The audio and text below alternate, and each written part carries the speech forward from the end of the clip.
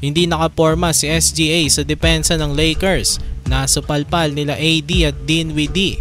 Parang bola naman ang ulo ni LeBron James matapos hampasin ni Lu Dort. Los Angeles Lakers versus Oklahoma City Thunder. Susubukan ulit ng Lakers makaangat sa 9th spot ng standings, habang second game of the back-to-back naman ito para sa OKC. So first quarter naka 13-6 run agad ang OKC, pero silang unang napatimeout after ng LeBron James at Anthony Davis connection.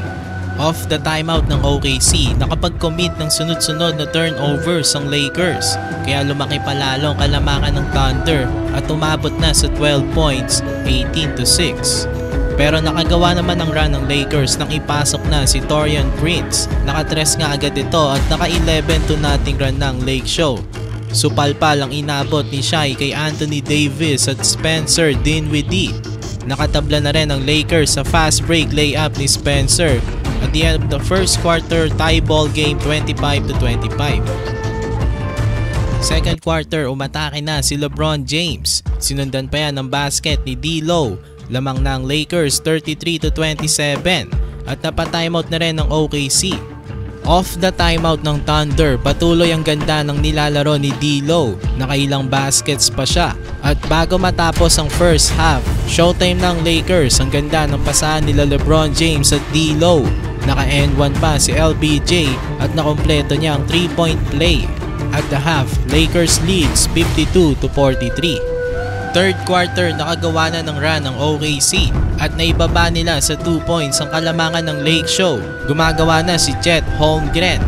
Kaso sumagot rin naman ng run ng Lake Show nang mamama na sa loob si AD. Umabante nga ulit ang Lakers ng double-digit points. Nasampal naman ni Lu Dort ang ulo ni LBJ. Habang si Shai binubuhat naman ng OKC, nakailang basket siya sa mid-range dito sa third. Kaso lamang na lamang pa rin ang Lakers ng 17 points at the end of the third quarter, 89-72. Fourth quarter, D'Angelo Russell, pinaulan na ng 3 ang OKC. Lumobo na sa 24 points ang kalamangan ng Lakers, 103-79. At dahil nga sa sobrang laki na ng kalamangan ng Lake Show, pinahinga na si LeBron James.